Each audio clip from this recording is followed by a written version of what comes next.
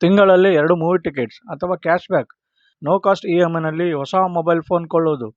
ಇವೆಲ್ಲ ಆಫರ್ ನೋಡಿರ್ಬೋದು ಅಥವಾ ಕೇಳಿರ್ಬೋದು. ನೀವು ಮಾಲ್ಗಳಲ್ಲಿ ಕೆಲವು ಬ್ಯಾಂಕ್ಗಳ ಕಿಶೋಕ್ ನೋಡಿರ್ಬೋದು. ಅವರು ಕ್ರೆಡಿಟ್ ಕಾರ್ಡ್ ಬಗ್ಗೆ ಕೆಲವು ಲಾಭಗಳು ಹೇಳಿರ್ಬೋದು. ಆದರೆ ನಾನು ಇಲ್ಲಿ ಲಾಭ ಜೊತೆ ಆಗುವ ನಷ್ಟ, ಹಾಗೆ ಕ್ರೆಡಿಟ್ ಕಾರ್ಡ್ ಎಂದರೇನು, ಭಾರತದಲ್ಲಿ ಅದರ ಇತಿಹಾಸ, ಕಾರ್ಯಗಳು, ವಿವಿಧ ರೀತಿಯ ಕ್ರೆಡಿಟ್ ಕಾರ್ಡ್ಗಳು ಮತ್ತು ಕ್ರೆಡಿಟ್ ಕಾರ್ಡ್ ಹೇಗೆ ಆಯ್ಕೆ ಮಾಡಬೇಕು, ಇವೆಲ್ಲ ನನ್ನ ಹಿಂದಿನ ವಿಡಿಯೋದಲ್ಲಿ ನೋಡೋಣ.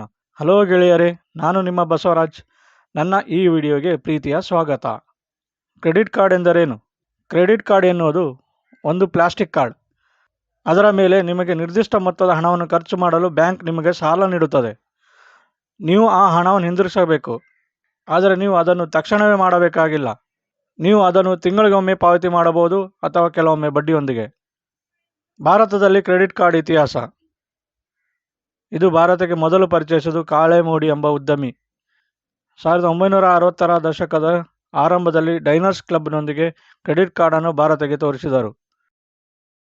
ಮೊದಲು ಇದು ಕೆಲವೇ ಹೆಸರಾಂತ ವ್ಯಾಪಾರಿಗಳಲ್ಲಿ ಸ್ವೀಕರಿಸಲ್ಪಟ್ಟರೂ ಅದು ಹಣಕಾಸು ವಹಿವಾಟಿನಲ್ಲಿ ಹೊಸ ಅಧ್ಯಾಯವನ್ನು ರಚಿಸಿತು.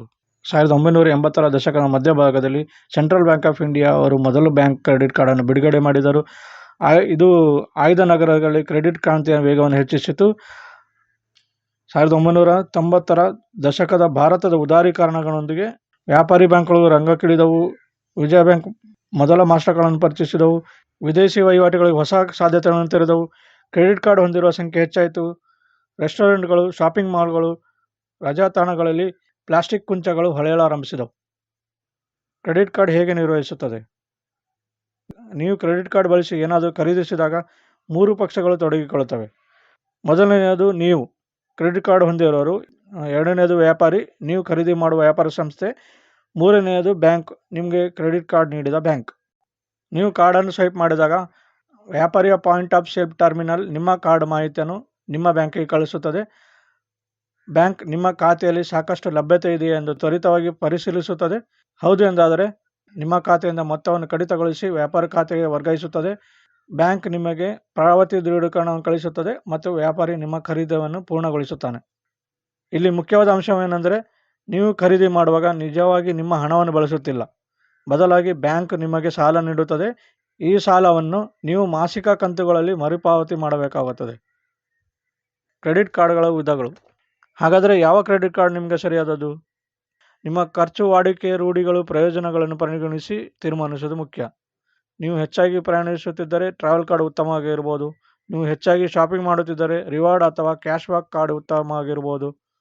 ಇಲ್ಲಿ ನಾನು ವಿವಿಧ ರೀತಿಯ ಕ್ರೆಡಿಟ್ ಕಾರ್ಡ್ ವಿವರಣೆಗಳು ಉದಾಹರಣೆಯೊಂದಿಗೆ ಹೇಳುತ್ತೇನೆ. ರಿವಾರ್ಡ್ ಕ್ರೆಡಿಟ್ ಕಾರ್ಡ್ಗಳು. ಖರ್ಚು ಮಾಡುವ ಪ್ರತಿ ರೂಪಾಯಿಗೆ ಪಾಯಿಂಟ್ಗಳನ್ನು ಗಳಿಸುತ್ತೀರಿ. ಅವುಗಳನ್ನು ಉಡುಗೊರೆಗಳಾಗಿ ಅಥವಾ ರಿಯಾಯಿತಿಯೊಂದಿಗೆ ನೀವು ರಿಡೀಮ್ ಮಾಡಿಕೊಳ್ಳಬಹುದು. ಟ್ರಾವೆಲ್ ಕಾರ್ಡ್ಗಳು ಟ್ರಾವೆಲ್ ಇನ್ಶೂರೆನ್ಸ್, ಏರ್ಪೋರ್ಟ್ ಲಾಂಚ್ ಪ್ರವೇಶ, ವಿದೇಶಿ ವಹಿವಾಟು ಫೀಸ್ಗಳನ್ನು ಮುಕ್ತಗೊಳಿಸುವುದು, ಹೀಗೆ ಇತ್ಯಾದಿ ಪ್ರಯೋಜನಗಳನ್ನು ನೀಡುತ್ತವೆ. ಕ್ಯಾಶ್ ಬ್ಯಾಕ್ ಕ್ರೆಡಿಟ್ ಕಾರ್ಡ್ಗಳು ನೀವು ಖರ್ಚು ಮಾಡುವ ಪ್ರತಿ ರೂಪಾಯಿಗೆ ನಿಮಗೆ ನಗದು ಹಿಂತಿರುಗಿಸುತ್ತದೆ. ಫ್ಯೂಯಲ್ ಕ್ರೆಡಿಟ್ ಕಾರ್ಡ್ಗಳು ಪೆಟ್ರೋಲ್ ಬಂಕ್ಗಳಲ್ಲಿ ರಿಯಾಯಿತಿಗಳು ಮತ್ತು ಪಾಯಿಂಟ್ಗಳನ್ನು ನೀಡುತ್ತವೆ. ಸ್ಟೋರ್ ಕೋ ಬ್ರ್ಯಾಂಡೆಡ್ ಕ್ರೆಡಿಟ್ ಕಾರ್ಡ್ಗಳು ಖಾಸಗಿ ವ್ಯಾಪಾರ ಸಂಸ್ಥೆಗಳಲ್ಲಿ ರಿಯಾಯಿತಿಗಳು ಮತ್ತು ಪ್ರಯೋಜನಗಳನ್ನು ನೀಡುತ್ತವೆ. ಉದಾಹರಣೆಗೆ ಫ್ಲಿಪ್ಕಾರ್ಟ್ ಜೊತೆ ಆಕ್ಸಿಸ್ ಬ್ಯಾಂಕ್ ಹಾಗೂ ಅಮೆಜಾನ್ ಜೊತೆ ICICI ಬ್ಯಾಂಕ್, ಹೀಗೆ ಹಲವು. ಕ್ರೆಡಿಟ್ ಕಾರ್ಡ್ ಆಯ್ಕೆ ಹೇಗೆ ಮಾಡೋದು? ನೀವು ವಿವಿಧ ರೀತಿಯ ಕ್ರೆಡಿಟ್ ಕಾರ್ಡ್ ಬಗ್ಗೆ ತಿಳ್ಕೊಂಡಿರಿ. ಯಾವುದು ನಿಮಗೆ ಸರಿಯಾದದು ಎಂದು ಆಯ್ಕೆ ಮಾಡಬೇಕು. ಇಲ್ಲಿ ಕೆಲವು ನನ್ನ ಸಲಹೆಗಳು. ನಿಮ್ಮ ಖರ್ಚು, ವಾಡಿಕೆ ಶೈಲಿ ಅರ್ಥ ಮಾಡ್ಕೊಳ್ಳಿ. ನೀವು ಹೆಚ್ಚಾಗಿ ಏನಕ್ಕೆ ಖರ್ಚು ಮಾಡುತ್ತೀರಿ ಅದರ ಆಧಾರವಾಗಿ ಆ ಖರ್ಚಿನ ಪ್ರಯೋಜನಗಳನ್ನು ನೀಡುವ ಕಾರ್ಡುಗಳನ್ನು ಪರಿಶೀಲಿಸಿ. ವಾರ್ಷಿಕ ಶುಲ್ಕವನ್ನು ಗಮನಿಸಿ. ಕೆಲವು ಕಾರ್ಡುಗಳು ಆಕರ್ಷಕ ಪ್ರಯೋಜನ ನೀಡಿದರೂ ಅವುಗಳ ವಾರ್ಷಿಕ ಶುಲ್ಕ ಹೆಚ್ಚಿರಬಹುದು. ನಿಮ್ಮ ಖರ್ಚಿನ ಅಭ್ಯಾಸಕ್ಕೆ ಶುಲ್ಕವು ಸರಿ ಹೊಂದಿದೆ ಎಂದು ಖಚಿತಪಡಿಸಿಕೊಳ್ಳಿ. ಬಡ್ಡಿ ದರಗಳನ್ನು ಹೋಲಿಸಿ. ಕ್ರೆಡಿಟ್ ಕಾರ್ಡ್ ಬಳಸಿ ಪಾವತಿಸಿದ ಬಾಕಿ ಮೇಲೆ ಬ್ಯಾಂಕ್ ಬಡ್ಡಿ ವಿಧಿಸುತ್ತದೆ. ಕಡಿಮೆ ಬಡ್ಡಿ ದರ ಹೊಂದಿರುವ ಕಾರ್ಡ್ಗಳನ್ನು ಆಯ್ಕೆ ಮಾಡಿರಿ. ಗುಪ್ತ ಶುಲ್ಕಗಳಿಂದ ಎಚ್ಚರವಾಗಿರಿ. ಕೆಲವು ಕಾರ್ಡುಗಳು ಟ್ರಾನ್ಸಾಕ್ಷನ್ ಶುಲ್ಕಗಳು, ನಗದು ತೆಗೆಯುವಾಗ ಶುಲ್ಕಗಳು ಮುಂತಾದ ಗುಪ್ತ ಶುಲ್ಕಗಳನ್ನು ಹೊಂದಿರುತ್ತವೆ. ಸಂಪೂರ್ಣ ಷರತ್ತನ್ನು ಎಚ್ಚರಿಕೆಯಿಂದ ಓದಿ ಗುಪ್ತ ಶುಲ್ಕಗಳನ್ನು ವಾಸ್ತವಿಕತೆಯನ್ನು ಅರ್ಥ ಮಾಡಿಕೊಳ್ಳಿ. ಕ್ರೆಡಿಟ್ ಸ್ಕೋರ್ ಪರಿಶೀಲಿಸಿ. ಉತ್ತಮ ಕ್ರೆಡಿಟ್ ಸ್ಕೋರ್ ನಿಮಗೆ ಬಡ್ಡಿ ದರಗಳು, ಶುಲ್ಕಗಳು ಮತ್ತು ಇತರ ಪ್ರಯೋಜನ ಪಡೆಯುವಲ್ಲಿ ಸಹಾಯ ಮಾಡುತ್ತದೆ.